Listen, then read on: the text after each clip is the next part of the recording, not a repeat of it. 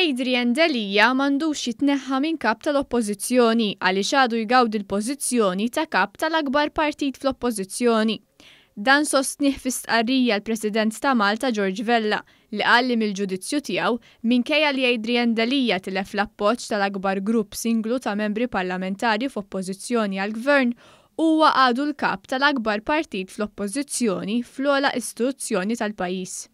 Il-President Vella qal li bekk din id-deċiżjoni għalissa twaqqaf id-diskussjoni dwar min għandu jkun il-kap il-ġdid tal-oppożizzjoni, inkluż il-proposta tal-membri parlamentari li proponew lil Teris Komodini Kakija bħala l-kap tal-oppożizzjoni.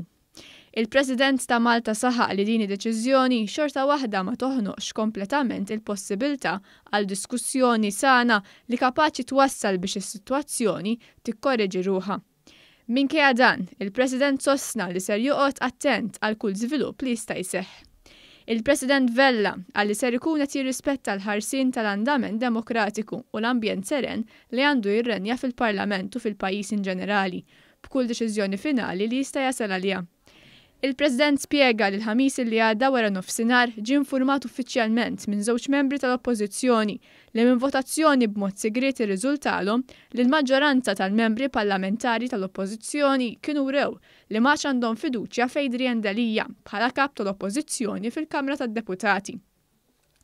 Dawn iż-żewġ membri li skont huma kienu qegħdin jirrappreżentaw lil sħabhom qalu l-President tar-Repubblika li ma għandhom aktar fiduċja fil-kap tal-Oppożizzjoni Adrian Delija u sottomettew li skont il-Kostituzzjoni Adrian Delija kellu jitneħħa minn kap tal-Oppożizzjoni. Infurmaw ukoll li l-istess membri kienu rew fiduċja fil-membru parlamentari Teris Komodini Kakija u kienu qegħdin iresqu isimha biex tiġi kkunsidrata biex tieħu l-ħatra ta' kap tal-Oppożizzjoni. Il-President qal li mill-ħamis wara nofsinhar u matul il-jum tal-ġimgħa iltaqa' ma' 25 deputat tal-Oppożizzjoni fosthom Adrian Delija. 3 membri oħra kellimhom personalment bit-telefon, 2 għaliex kienu msifrin u wieħed għax jinsab ma jiflaħx. Minn dan l-eżerċizzju riżulta li mit-28 membru parlamentari tal-Oppożizzjoni 16 iddikjaraw li ma għandhom fiduċja f'Adrian Delija bħala kap tal-Oppożizzjoni. 11 il-membru ddikjaraw li għandhom fiduċja f'Adrian Delija u membru parlamentari wieħed biss stqar li huwa stjena. Il-President kwota artiklu 9 tal-Kostituzzjoni u qal li minkejja din l-isfiduċja fl-ebda ħin ma ġiet iddikjarata jew irreġistrata fil-Parlament. Jibqa' l-fatt li Delija tilef l-appoġġ. Qal iżda li wieħed irid jikkunsidra l-artiklu 9 subartikolu 2 li jekk jiġi deċiż li l-kap tal-Oppożizzjoni preżenti jiġi mneħħi mill-kariga minkejja li jkun għadu fil-fatt kap tal-partit tiegħu kif imsemmi f'dan is-subartikolu ikun diffiċli jekk mhuwiex impossibbli għalih li ma jżommx ma' dan il-provvediment.